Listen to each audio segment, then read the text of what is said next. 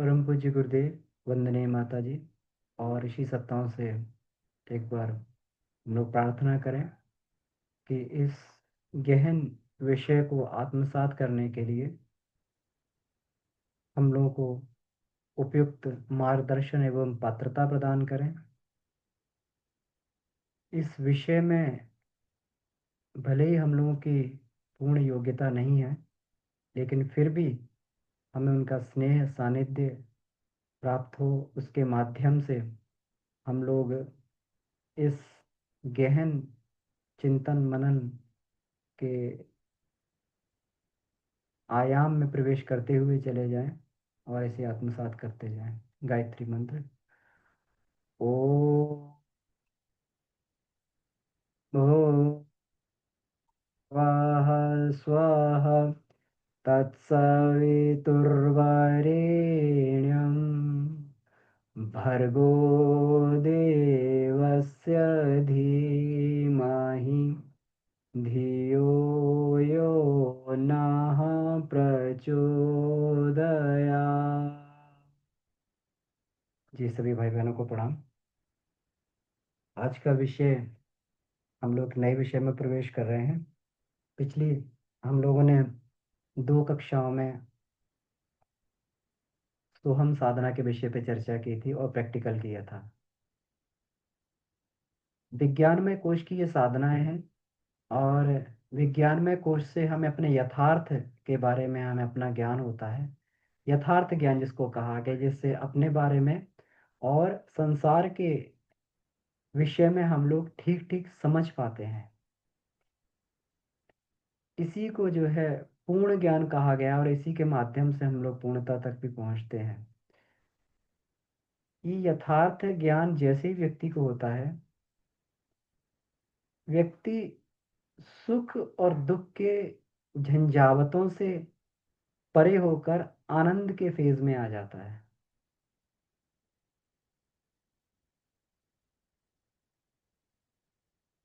जिस सुख को प्राप्त करने के लिए व्यक्ति बेतरह प्रयत्न कर रहा था और दुख से बचने के लिए पूरी अपनी शक्ति सामर्थ्य झोंक दी जा रही थी, लेकिन फिर भी इन परिस्थितियों पर नियंत्रण नहीं हो पा रहा था। लेकिन जैसे ही व्यक्ति विज्ञान में कोश के आयाम में प्रवेश करता है, अपने सही स्वरूप को जानने का प्रयास करता है, जान लेता है, बहुत सारे दुखों से व्यक्ति छूट जाता है। हम सभी का एकमात्र हम सभी लोग, संसारिक लोग, इसी चीज में प्रयास करते हैं कि सुख अधिक से अधिक मिले और दुख ना आए जीवन में।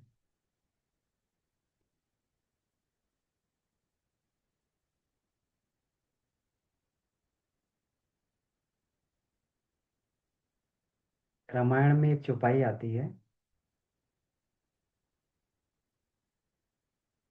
ज्यों सपने हूँ गर्दन काटे कोई,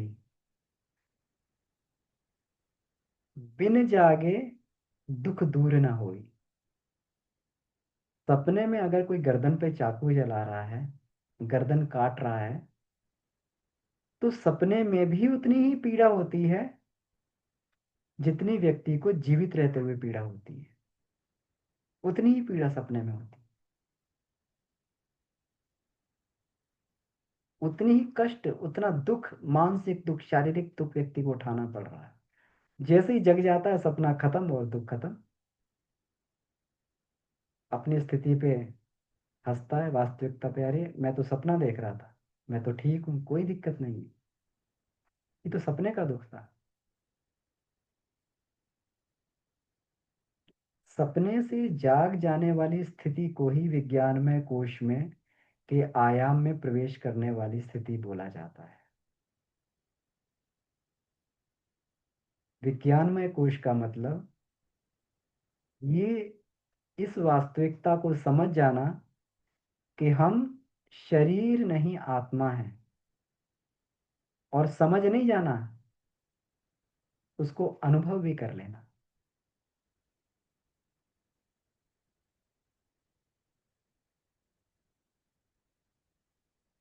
ज्ञान तो सभी को है कि आत्मा शाश्वत है, नश्वर है, आनंद स्वरूप है। लेकिन अनुभव कितना है? अनुभव नहीं है। अनुभव व्यक्ति का धीरे धीरे धीरे धीरे, जब उसका ज्ञान पकता है, जब वो उसके लिए अभ्यास करता है,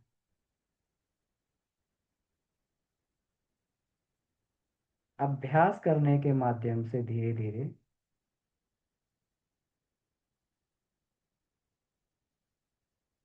ये ज्ञान परिपक्व होकर और व्यक्ति को द्वंद्वों से उबार देता है। द्वंद्व दो ही, सुख और दुख का द्वंद्व, इसे उबार देता। क्योंकि आत्मा को कोई कष्ट नहीं होता है। शरीर को कष्ट हो सकता है, मन को कष्ट हो सकता है, आत्मा को कष्ट छू भी नहीं सकता। क्योंकि न तो वो शरीर है, ना मन है।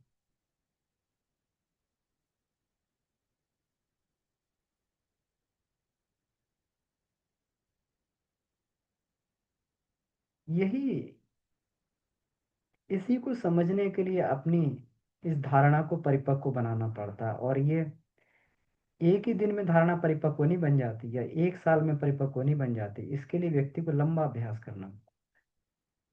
जब हम शरीर नहीं, हम आत्मा है, तो फिर हमारा आचरण भी आत्मभाव में स्थित व्यक्ति की तरीके से ही होना चाहिए। हम गलत क्यों करें? किसके लिए करें? संसार के लिए, शरीर के लिए, मन के लिए, किसके लिए करें जब हम वो है ही नहीं, हमारी वास्तविकता वो ही नहीं है।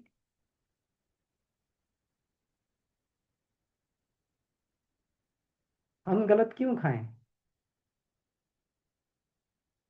जब हम शरीर है ही नहीं। शरीर तो हमारा स्टाफ है, नौकर है, सेवक है। हम विषयों का भोग क्यों करें?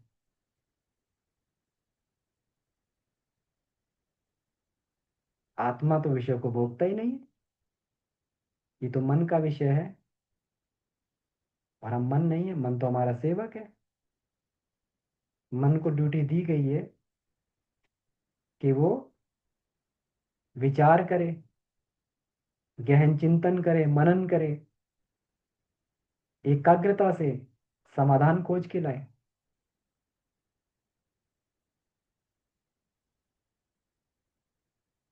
तो हम तो मन नहीं है, मन हमारा सेवक है।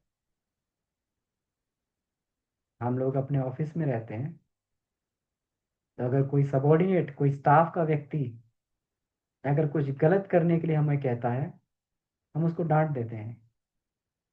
और हम कहते हैं कि तुम गलत क्यों कर रहे हो, और तुम्हारे गलत कार्यों में हम कोई सहयोग नहीं करेंगे। किस लिए? मालूम है हमें स्टाफ है, उसका सदुपयोग करने के लिए हमें जो है, कंपनी ने हमें उसको दिया हुआ है। अगर वो कुछ गलत करेगा तो डांट के उसको सीधा कर देंगे। क्यों? क्योंकि हमें वास्तविकता मालूम है। किस चीज़ की वास्तविकता? कि हमें एक जिम्मेवार पद पर बैठाया गया है हमारी योग्यता के अनुसार। तो जिस दिन ये वास्तविकता मालूम पड़ जाती है कि हम ईश्वर के जिम्मेवार पुत्र हैं, बड़े पुत्र हैं, जिम्मेवार पुत्र हैं। इस वास्तविकता का ज्ञान होते ही व्यक्ति की सारी जो है असावधानियां, सारी की सारी गलतियां, वासनाएं, तृष्णाएं, सब धीरे धीरे खत्म हो जाती हैं। क्योंकि वास्तविकता का बोध हो गया, हमें पता लग गया। बच्चे थे तो बिस्तर पे सुसु हो जाती थी, कपड़े भीग जाते थे, और उसकी कोई ग्राणी भी नहीं होती थी। लेकिन बड़े हो गए तो कैसे करें? ऐसा कैसे हो सकता, हम बड़े हैं। बच्चे ने कर दिया तो चलता है, लेकिन बड़े हो गए तो अब कैसे चलेगा ये। तो आत्म ज्ञान, आत्मबोध का मतलब है बड़े हो जाना, परिपक्वता की स्थिति में आ जाना। हर एक क्रियाकलाप में जब हम लोग अभ्यास करते हैं, खाने में, पीने में, सोने में, उठने में, बैठने में, हर एक आचरण के समय अगर हमें ये बोध रहे हम शरीर नहीं, मैं आत्मा है, तो बात बनती चली जाती है। और बोध ना रहे उसके अनुसार कार्य भी किया जाए, रोक लिया जाए वहां पर, उस उस जो ढाल पर जो फिसलन हो रही है, पैर फिसल रहा है, उस फिसलन पे ही अपने आप को रोक लें। ढलान पे अगर फिसलन हो, ढलान तो वैसी ढलान होती है, उस पर कोई व्यक्ति फिसल रहा हो, फिसलन हो और उस पर भी उसको रोकना पड़े तो कितना पुरुषार्थ करना पड़ता है। ऐसे ही, ऐसे ही जो है, आत्म भाव में रहने वाले व्यक्ति को अपने आप को रोकने के लिए अभ्यास करना पड़ता है, शुरू में करना पड़ता है। लेकिन फिर जब अभ्यास बन जाता है, आदत बन जाती है, तो फिर वो सारी क्रियाएं सहज होने लगती है। मन ही, मन जो बार बार जो है इसका आचरण करना चाह रहा था, मन ही कह देता है, नहीं अब मुझे तो नहीं चाहिए, मेरे अनुरूप नहीं है, मन ही बोलने लगता है। केवल एक बार अनगढ़ मन सुगढ़ बन जाए। तो लंबे अभ्यास के बाद में, एक ही दिन के अभ्यास में आत्मदर्शन नहीं हो जाता है। धीरे धीरे हम लोग अभ्यास करते हैं तो 10 मिनट के लिए ध्यान रहेगा हम शरीर नहीं, हम आत्मा है। जब स्वाध्याय मनन चिंतन कर रहे होंगे उस समय ध्यान रहेगा संसार में जाके भूल जाएंगे। जब अपनी ड्यूटी करने लगेंगे भूल जाएंगे, परिवार में आचरण करेंगे भूल जाएंगे, बढ़िया पकवान परोसा सामने आ गया तो भूल जाएंगे। लेकिन जब व्यक्ति धीरे धीरे धीरे धीरे अभ्यास करने लगता है, तो ये अभ्यास जो है, इसका मतलब समझना चाहिए कि ये बात वहां तक सीमित नहीं है कि कुछ हम लोग जो है केवल ये पढ़ लें और ये कुछ प्रयोग करने से बात बन जाएगी। पूरे जीवन क्रम को आमूल चूल व्यक्ति को परिवर्तन करना पड़ा। ये सही है कि अगर हमें ये ज्ञानात्मक हम लोग साधनाएं करते हैं तो उससे जल्दी होने लगती है, लेकिन गुजरना इसी क्रम से पड़ता है। नहीं तो इसमें कोई चमत्कार नहीं होता है कि एकदम फ्लैश लाइट आई और हमें आत्म साक्षात्कार हो गया और सब खत्म हो गया, बिल्कुल सारे वासना तृष्णा इनका सब खत्म हो गया, ऐसा नहीं होता है। लंबी साधनाएं करनी पड़ी, जिनको भी करनी पड़ी, बुद्ध को करनी पड़ी है। बुद्ध ऐसे बुद्ध नहीं हो गए, ऐसे प्रकाश नहीं आया उनके अंदर। जंगलों में भटकते भटकते अपने अपने अपने जो है पूरे शरीर को उन्होंने बिल्कुल एकदम साधना के माध्यम से एकदम सुखा दिया, शरीर को पूरा सारा का सारा जला दिया, खत्म कर दिया। बुद्धत्व की तब प्राप्ति हुई। अभी हम गए थे उस वहां पर, गया में, तो उस वृक्ष के नीचे बैठने का जो है वहां पर सुयोग मिला, जो बोधि वृक्ष जिसको बोलते हैं। अ, कभी ऐसी जगह पे जाएं तो मेडिटेशन करना चाहिए। तो मेडिटेशन करने के साथ में वहां पर वो कंपन पकड़ में आने लगते हैं, वैराग्य के, बुद्धत्व के वो कंपन पकड़ में आने लगते हैं, जहां पर साधना हुई, जहाँ पे बुद्ध को ज्ञान हुआ। तो लंबी साधना करनी पड़ी, रत्नाकर डाकू को लंबी साधना करनी पड़ी। माता पार्वती को जो है लंबी साधना अपने अंदर, अपने आप को शिव के अनुरूप बनाने के लिए लंबी साधना माता पार्वती को करनी पड़ी। इतनी लंबी साधना की कि इन्होंने जो है पत्ते पे निर्वाह करती थी, पत्ते भी खाने बंद कर दिए, शरीर सूख के एकदम वैसा हो गया उसको, इसलिए उनको अपर्णा बोला गया। अपर्णा नाम भी है माता पार्वती का। लंबी साधना सबको करनी पड़ी है, कोई भी हो, चाहे वो देव हो, दानव हो, दैत्य हो, कोई भी हो, मनुष्य हो, सबको साधना करनी पड़ी है। हम लोग कभी भी जो है अधैर्य को कभी प्राप्त ना हो। हम लोग साधना में धीरे धीरे धीरे धीरे ही प्रगति होती है, साधना में दशमलव में प्रगति होती है। ऐसे एक दिन में आदत नहीं बन जाती, वर्षों का समय लग जाता है। हाँ ये बात तो पक्की है कि 10 वर्ष अगर सिंसियरली 2 घंटे में हम लोग 2 घंटा लगाएंगे प्योरली क्रिया योग में, तो बात बनने लगेगी। बहुत कर हम लोग नजदीक पहुंच जाएंगे। और ये गुरुदेव ने कहा और ऐसा होता है, बिल्कुल पक्की बात है, जिन लोगों ने किया है उन लोगों का अनुभव है। अन्नमय, प्राणमय, मनोमय, विज्ञानमय आनंदमय कोष तक की साधना जिन लोगों ने की है उनको इस बात का अनुभव है। हो जाता है, एक आध साल में हो जाएगा नहीं हो जाएगा, एक एक क्रिया योग का लंबे लंबे समय तक अभ्यास करना पड़ता है। तो हम साधना लंबे समय, वर्षों, ग्रंथि भेदन वर्षों अभ्यास, प्राणायाम का वर्षों अभ्यास, आत्मानुभूति का वर्षों अभ्यास, वर्षों अभ्यास व्यक्ति करना पड़ता है। गुरुदेव ने 2 साल लिखा है। उस स्थिति में लिखा है कि जब पूरा का पूरा जैसा गुरुदेव ने नियमावली बनाई है वैसी तरीके से हम लोग चलें, अन्नमय कोश से और मनोमय कोश तक जब हम बिल्कुल एज इट इज हम लोग चलते हैं तब बात बन सकती है 2 साल में, नहीं तो 2 साल का समय से भी ज्यादा लग सकता है और लगता है। ये मैंने खुद महसूस किया है, लेकिन होता भी है, जो चीजें गुरुदेव ने लिखी है एग्जैक्ट वैसी होने लगती हैं। ये बिल्कुल प्रूव्ड, अनुभव की हुई बात है, अनुभव किया हुआ सत्य है। तो आज हम लोग जो है आत्मानुभूति के, और यही जीवन का गौरव भी है, हम इस मनुष्य योनि में आए और क्यों अपने समय को ये करके हम लोग इस मनुष्य योनि में, हमें इसका सौभाग्य, इसका वर्ण करना चाहिए कि इसमें रहते हुए ही हम लोग उस सुयोग और सौभाग्य को प्राप्त करें। तो हम लोग आइए, अब हम लोग प्रैक्टिकल करेंगे। आत्मानुभूति योग जो है 3 चरण में है ये, और जब तक एक चरण पूरा ना हो तब तक दूसरे चरण में नहीं बढ़ना चाहिए, है ना। तो इसलिए हम लोग 3 चरण का 3 क्लास में अभ्यास करेंगे। आज प्रथम चरण का अभ्यास पूरा सप्ताह भर, फिर उसकी प्रैक्टिस करें, सप्ताह भर पूरी उसकी प्रैक्टिस करें, उसको जो है बिल्कुल एकदम उसको लाने का प्रयास करें अपने उसमें अभ्यास में, कि वो जैसे जैसे उसमें बोला गया है उस तरीके से हो जाए। तो देखिए, आत्मानुभूति योग के अभ्यास के लिए सबसे पहले एकदम आरामदायक पोस्चर में कहीं बैठ जाएं, एकांत स्थान में बैठ जाएं।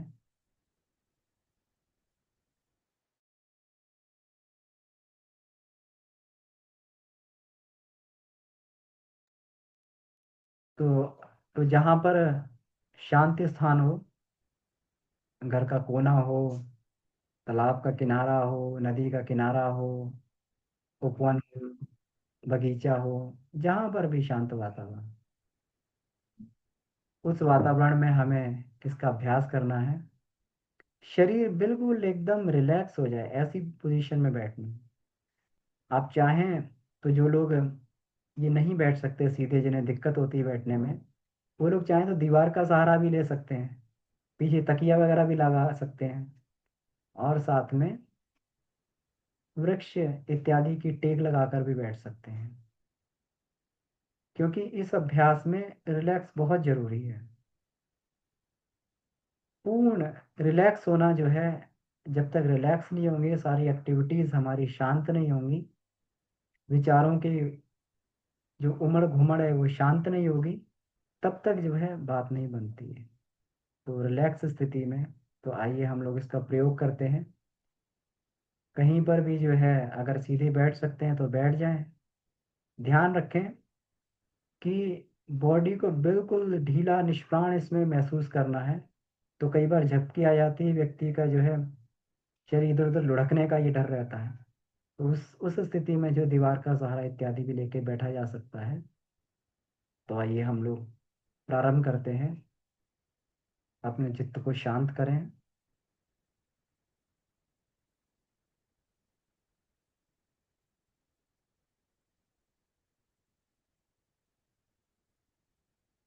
शरीर को ढीला छोड़ें।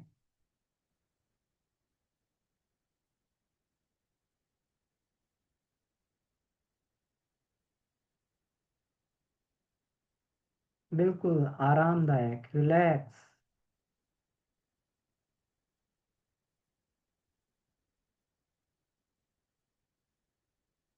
ये भाव करें कि पूरे रोम रोम से, नस नस से प्राण खींचकर हृदय की ओर इकट्ठा हो रहा है।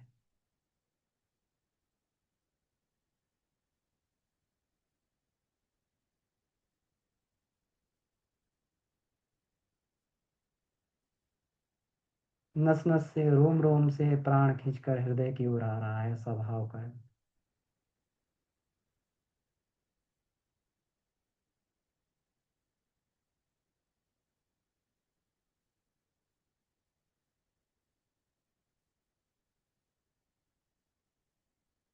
हाथ की उंगलियां,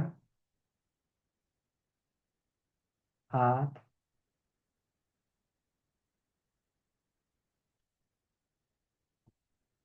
कलाई, निचली भुजा, कोहनी, ऊपरी भुजा, कंधा, शांत, शिथिल, प्राण हृदय की ओर बढ़ रहा है। ये सब निष्प्राण हो रहे हैं।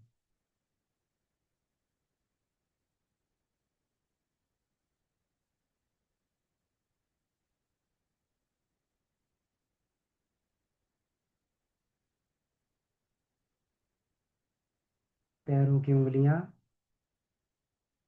पैर, एड़ी, टखना, पिंडली, घुटना, जंघा, कूल्हे, कमर, पीठ, पेट, सब शांत हो रहे हैं। प्राण हृदय की ओर बढ़ रहा है। इन सारे अंगों से भाव करें, ध्यान करें कि प्राण हृदय में आकर इकट्ठा हो रहा है। ये सारे के सारे निष्प्राण हो रहे हैं, निर्जीव हो रहे हैं। धीरे धीरे इनका बोध समाप्त हो जा रहा है।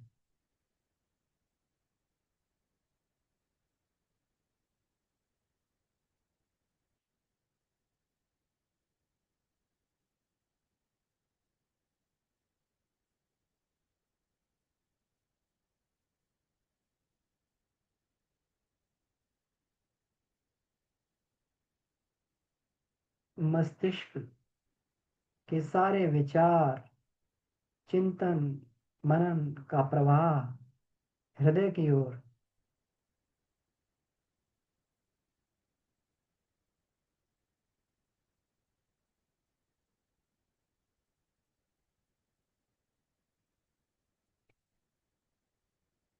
पूरा का पूरा शरीर शांत,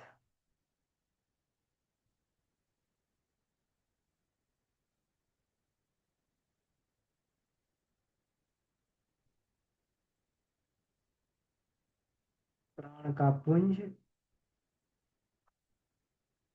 हृदय स्थित आत्मा के रूप में, आत्म सूर्य के रूप में झलक रहा है, चमक रहा है।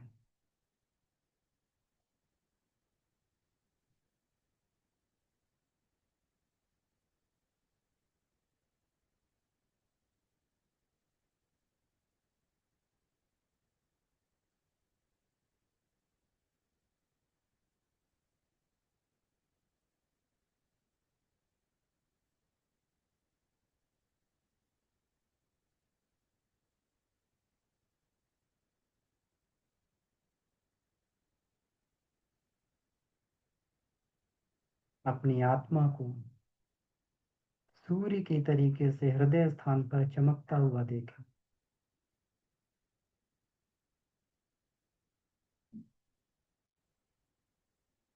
यही मेरा स्वरूप है।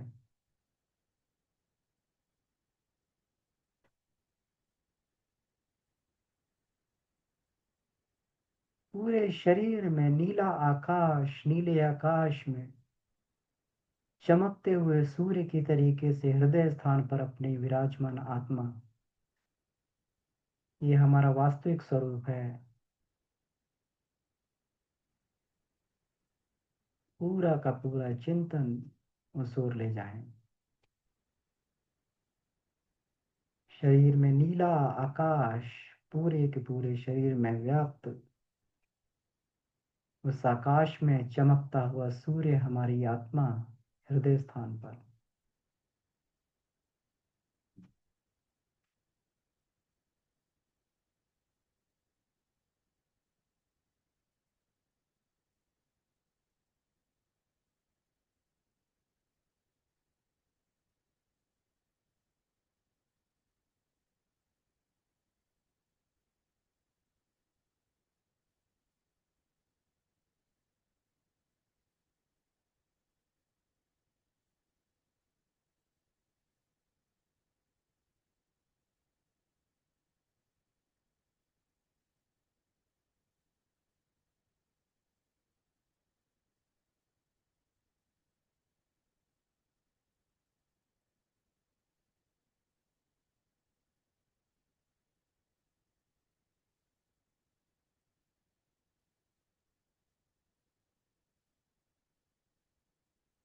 सूर्य की तरह चमकते हुए ये आत्मा, ये निर्विकार,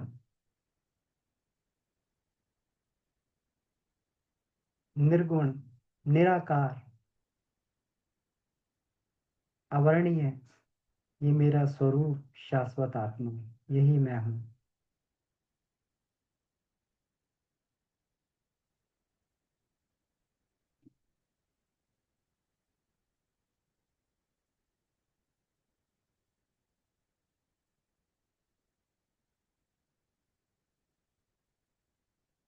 अजन्मा, सभी सुख दुखों से परे, निर्गुण, निराकार,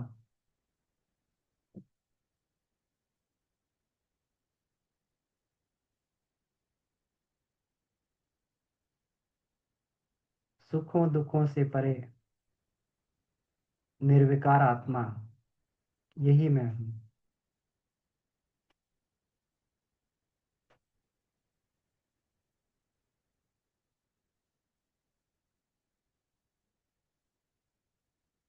मैं शुद्ध हूँ, बुद्ध हूँ, चैतन्य हूँ,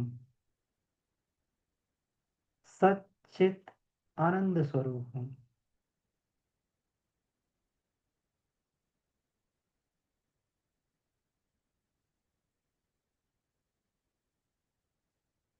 सच्चित आनंद स्वरूप,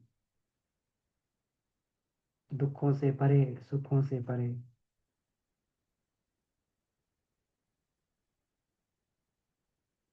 प्रकाश रूप में व्याप्त आत्मा।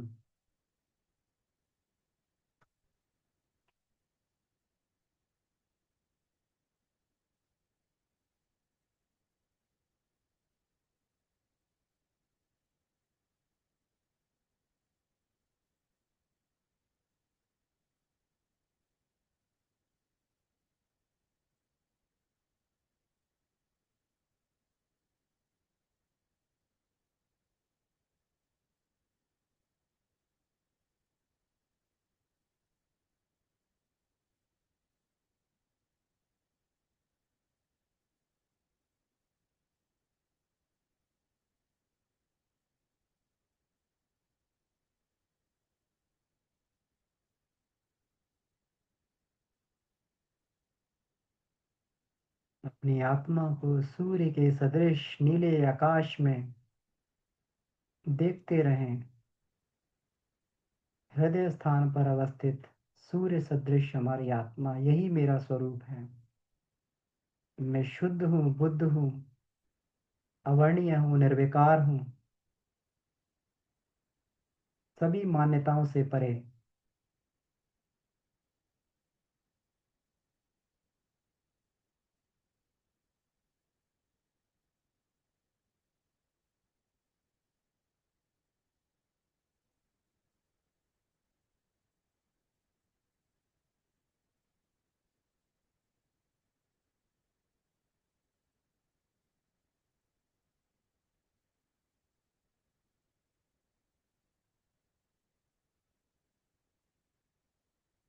सच्चित आनंद स्वरूप, निर्गुण, निर्विकार, प्रकाशमान आत्मा।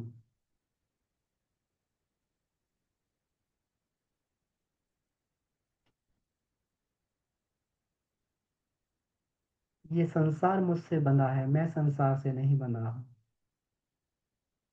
सारी की सारी वस्तुएं, परिवार, संबंधी, सब मेरे इर्द गिर्द घूम रहे हैं।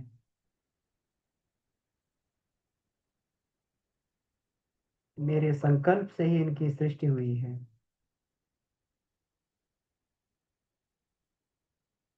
पूरे संसार को ग्रह नक्षत्रों की तरह अपने इर्द गिर्द घूमते हुए देखें। सारी वस्तुओं को, धन, साधन, वैभव, सारे संसाधनों को ये आत्मा रूपी सूर्य के इर्द गिर्द परिक्रमा कर रहे हैं।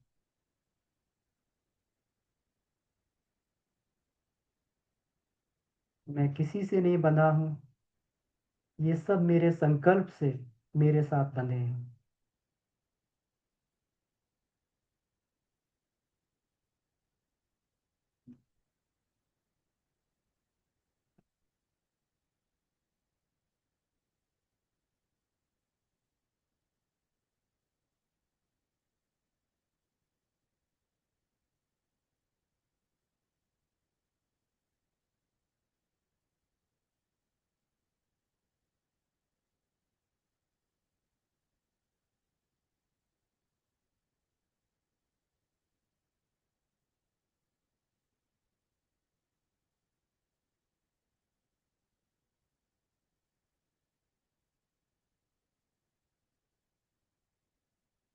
मेरी ही आत्मा के प्रकाश से सारा का सारा शरीर चलायमान है, मन प्रकाशवान है, बुद्धि प्रकाशवान है।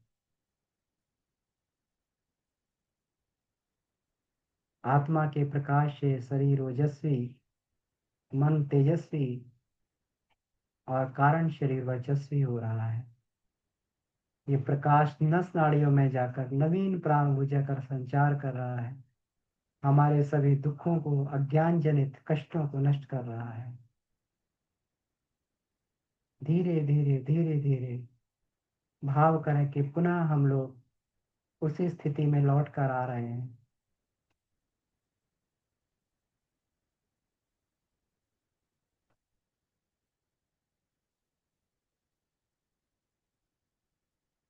धीरे धीरे सामान्य की स्थिति की तरफ लौटते हुए चले आएंगे।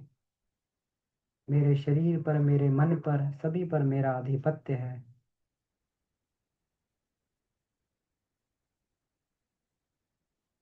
मेरे ही प्रकाश से सब प्रकाशित हैं। सारी इंद्रियां, मन, शरीर, सब मेरे ही शक्ति से चलायमान है।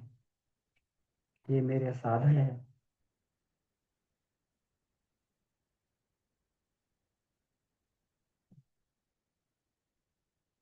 धीरे धीरे सामान्य स्थिति में आ जाएं।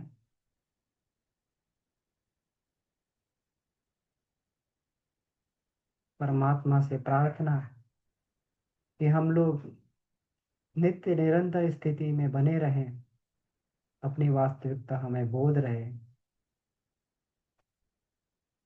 अपने गौरव गरिमा के अनुरूप ही हम लोग कार्य करते रहें, ईश्वर के उद्देश्य, बनाए हुए उद्देश्य को हम लोग पूरा करते रहें।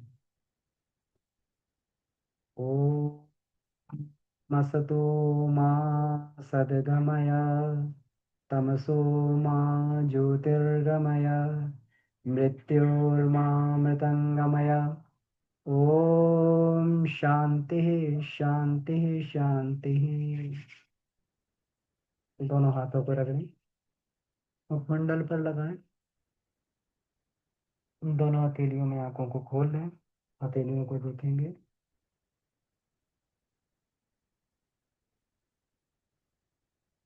धन्यवाद।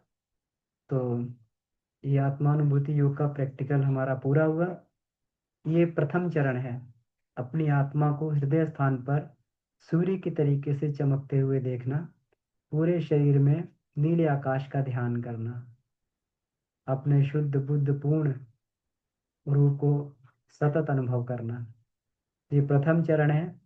जब तक इसमें हमारा परफेक्शन नहीं आ जाता है, तब तक हमें दूसरे चरण में प्रवेश नहीं करना चाहिए। तो इसी का हम पूरा सप्ताह भर अभ्यास करेंगे और अगले सप्ताह हम लोग द्वितीय चरण में प्रवेश करेंगे। तो इसका लंबे समय तक हमें अभ्यास करना चाहिए। हो सकता है कि सप्ताह भर में हमें जो है ये पूरा परफेक्शन ना मिले, लेकिन कुछ ना कुछ अनुभव तो हमें इसका मिल ही जाएगा।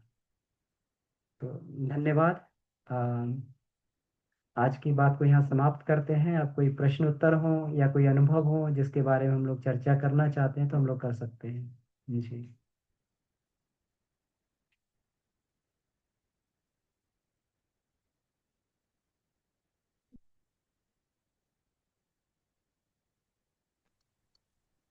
जी। भैया रिकॉर्डिंग इसका मिलता है?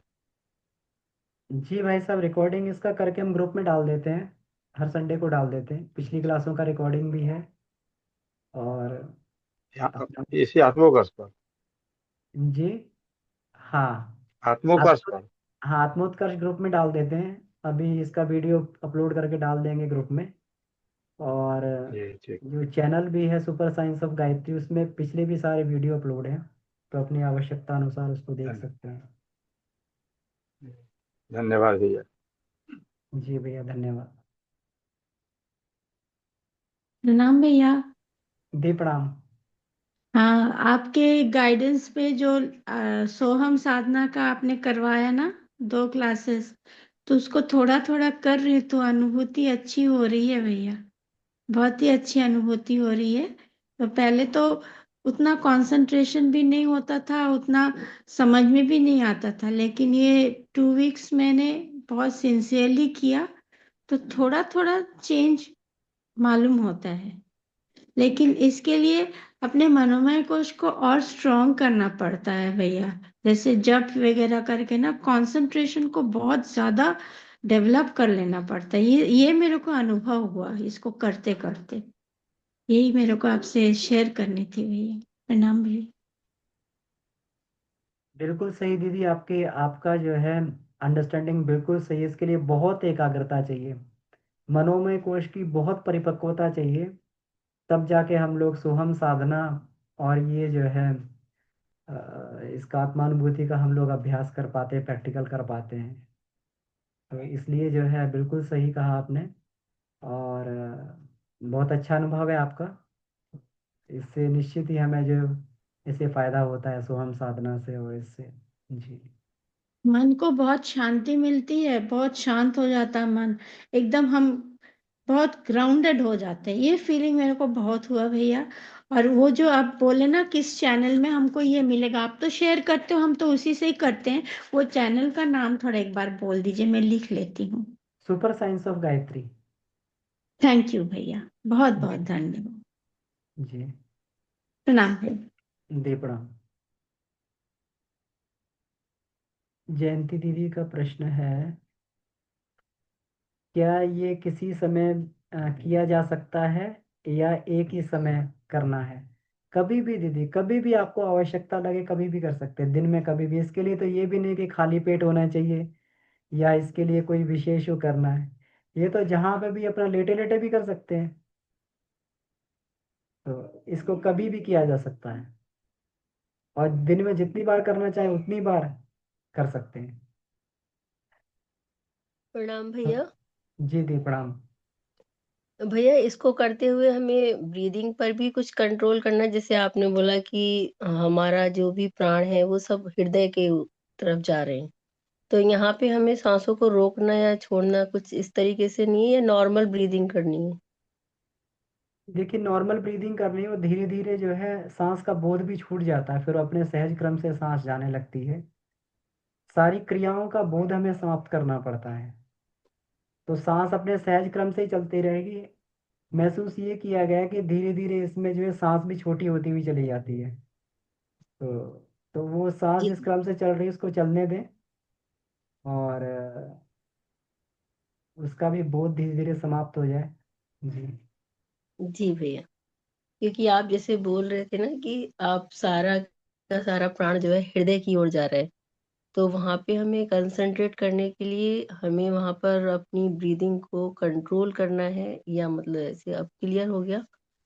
जी। हाँ, तो उसमें ब्रीदिंग कंट्रोल भी कभी कभी जो है मन जल्दी पकड़ में नहीं आता है, इंस्ट्रक्शंस को नहीं मानता है, तो फिर ब्रीदिंग को कंट्रोल करना पड़ता है उस समय। उसमें ब्रीदिंग ओ, का सहारा लेना पड़ता है, उसमें कुंभक जी। लगा के आगे बढ़ना पड़ता ओके। जी भैया, प्रणाम भैया, बहुत है। जी। सुंदर। प्रणाम दीदी।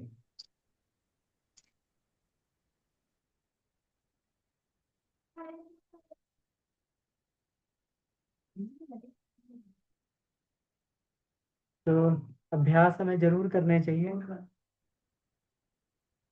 बिना अभ्यास के तो नहीं होगा। जितना जितना हमारा अभ्यास पकता जाएगा उतना उतना जो है हमारा ज्ञान पकता जाएगा, उतना हमारे क्रिया योगों में हमें अनुभव प्राप्त होता जाएगा। जी।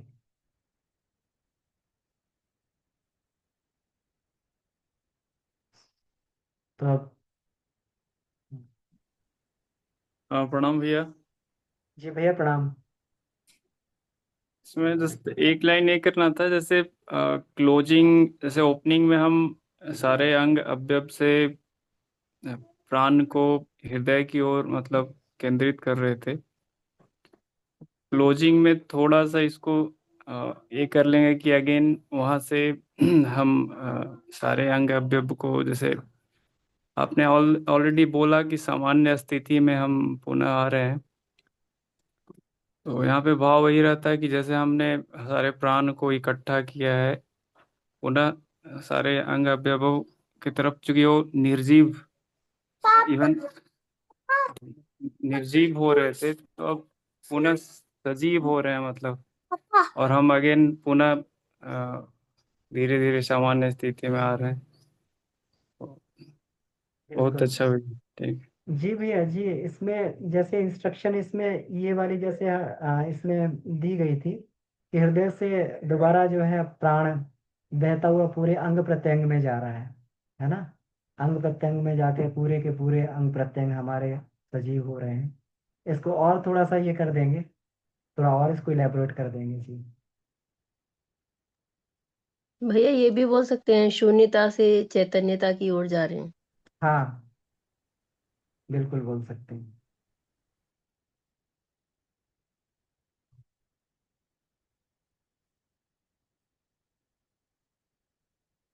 हाँ तो दीदी का ये आया कि ईशा फाउंडेशन में शून्य की साधना कह सकते हैं। हाँ तो इसको शून्य बोल सकते हैं, क्योंकि आत्मा परमात्मा सब शून्य है ना। शून्य का मतलब ओरिजिन, जहाँ से सारी चीजें स्टार्ट होती हैं। तो हम लोग सब कुछ समेट के ओरिजिन की तरफ गए, तो जहाँ से सारी चीजें ओरिजिनेट हुई हैं। स्वामी विवेकानंद एक बात कहते हैं, everything in the universe is struggling to complete a cycle to return to its real source self. हर एक वस्तु जो जी स्वाभाविक रूप से जो है उस स्थिति की तरफ बढ़ रही है जो उसका उद्गम स्थान है। जी भैया प्रणाम। जी प्रणाम दीदी। भैया आप तो तीनों गुण के बारे में पिताजी भी आज सुबह क्लास में बताए थे और आप भी बताए, निर्गुण। तो भैया फिर वो सतचित आनंद भी आप बोले, तो वो अवस्था कब अनुभव में आती है? हाँ दीदी, तो वो अवस्था जो है, हम लोग जब गुणातीत स्थिति में आते हैं, मतलब ये तीनों गुण सम हो जाते हैं। समाप्त तो नहीं गुणों को किसी को किया जा सकता।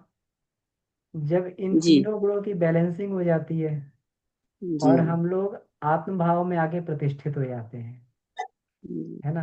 कोई भी जी एक क्रिया हमारे ऊपर डोमिनेंट नहीं होती। मतलब संसार की क्रिया भी हमारे ऊपर डोमिनेंट नहीं है ना। कोई भी जो है हमारे ऊपर हमारी कुसंस्कार कोई हमारा डोमिनेंट नहीं है। हमारे ऊपर ज्ञान का कोई ज्ञान का एक खास लहर भी हमारे ऊपर डोमिनेंट नहीं है।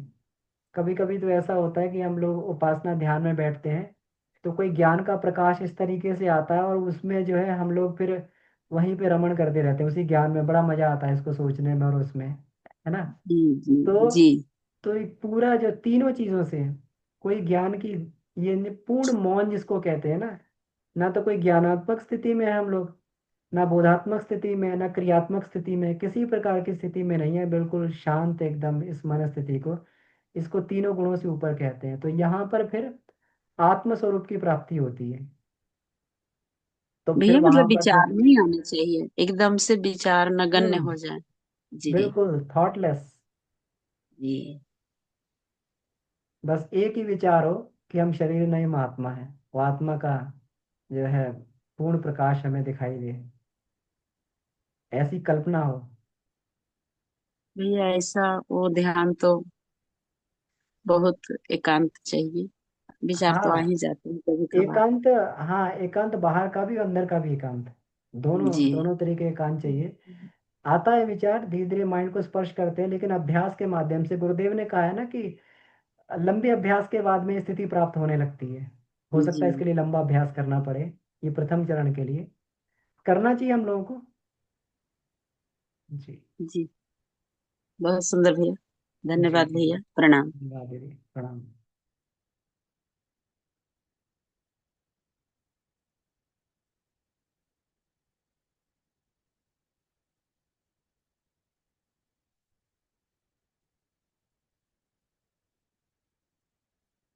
पीडीएफ दीदी, पीडीएफ इसमें किस चीज़ का पीडीएफ चाहिए? इसका चैप्टर का पीडीएफ हम भेज देंगे। जी दीदी, चैप्टर का ये हमने वांग्मय नंबर 13 में से जो गायत्री की पंचकोशी साधना में उपलब्धियां हैं उसी में से लिया है इसको, तो इसका पीडीएफ भेज देंगे।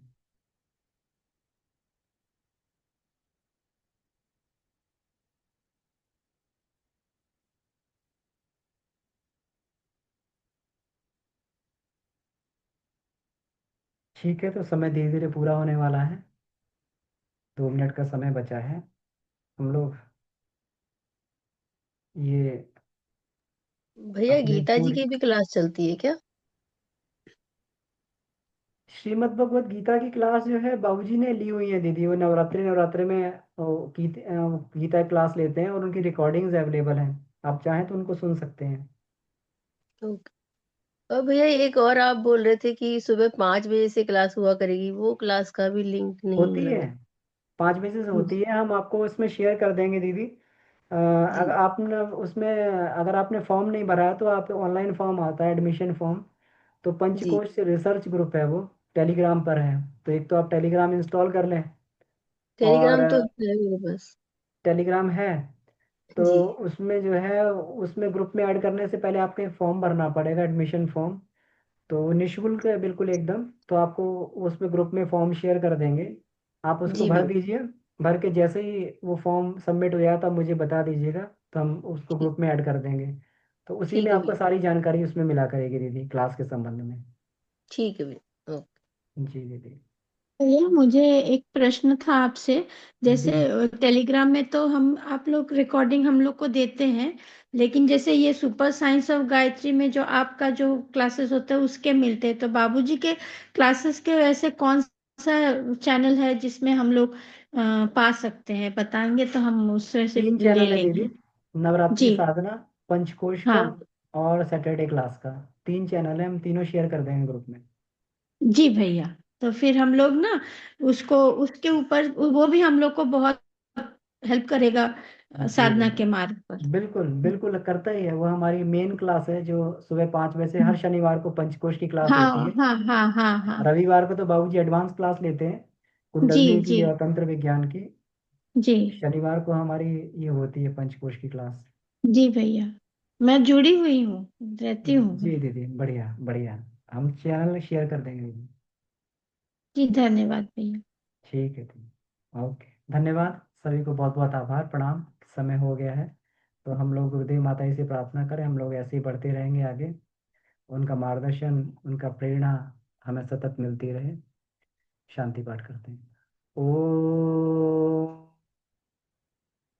शांति शांति शांति।